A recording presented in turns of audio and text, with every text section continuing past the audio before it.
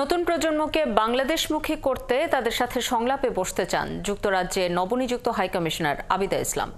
আর আওয়ামী সরকারের পাচারকৃত অর্থ ফেরাতে যুক্তরাজ্য সরকারের সাথে কাজ করছে অন্তর্বর্তী সরকার। একাত্তরের সাথে একান্ত সাক্ষাৎকারে এমন তথ্য জানিয়েছেন তিনি। এদিকে আওয়ামীপন্থী কর্মকর্তার অভিযোগে হাইকমিশনার আবিদা ইসলামের পদত্যাগের দাবিতে বিক্ষোভ করেছেন অনেকেই, তবে এসব অভিযোগ অস্বীকার করেছে হাইকমিশন। বিস্তারিত আরিফ মাহফুজের রিপোর্টে।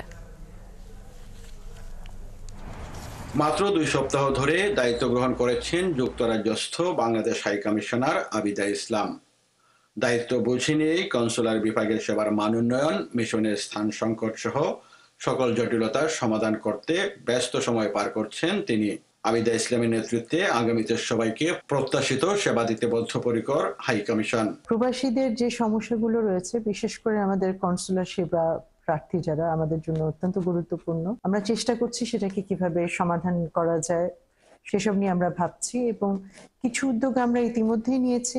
বিনা শুল্কে বাংলাদেশের তৈরি পোশাক যুক্তরাজ্যে রপ্তানির ক্ষেত্রে সময়সীমা বাড়ানো, পতিত শেখ হাসিনা সরকারের আমলে যুক্তরাজ্যে পাচারকৃত অর্থ ফেরাতে যুক্তরাজ্য সরকারের সাথে কাজ করছে অন্তর্বর্তী সরকার বলে আশ্বাস দেন আবিদা ইসলাম।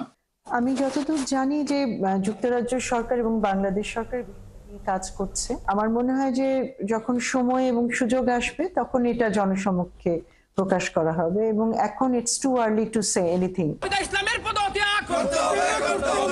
এদিকে আবিদা ইসলাম মুজিববাদী একজন কর্মকর্তা আখ্যা দিয়ে তার পদত্যাগের দাবিতে হাইকমিশনের সামনে মানববন্ধন করেছে একাধিক মানবাধিকার সংগঠন। কারণ আবিদা ইসলাম হচ্ছেন ফ্যাসিস্ট আওয়ামী লীগের একজন দূষর। সিকুতে ছিলেন বাংলাদেশের হাইকমিশনার, তখন উনি বিভিন্ন ধরনের আওয়ামী লীগের প্রভাব কাটিয়ে এবং সরকারি প্রভাব অনেক কর্মকাণ্ড করেছেন এবং আওয়ামী লীগের শেখ মুজিবের মূর্তি স্থাপন করেছেন। তবে আওয়ামী লীগ সরকারের সাথে তার সম্পর্ক ছিল এমন অভিযোগ ভিত্তিহীন বলে দাবি করেন এই হাইকমিশনার।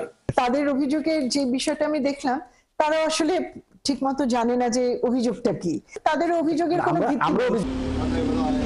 5ই আগস্ট 2024-এর পর নানা বিতর্কের মধ্য দিয়ে লন্ডনস্থ বাংলাদেশ হাইকমিশনের সাবেক হাইকমিশনার সাইদা মুনাকে সরিয়ে দেওয়ার পর লন্ডনে নিযুক্ত হলেন নতুন হাইকমিশনার। তাকে নিয়ে নানা বিতর্ক থাকলেও অতীতের সব ভুল শুধরে নিয়ে দলমতের ঊর্ধ্বে থেকে দেশের স্বার্থ রক্ষায় ও প্রবাসীদের সর্বোচ্চ সেবা দিতে প্রতিশ্রুতিবদ্ধ নতুন এই হাইকমিশনার। আরিফ মাহফুজ, 71, লন্ডন।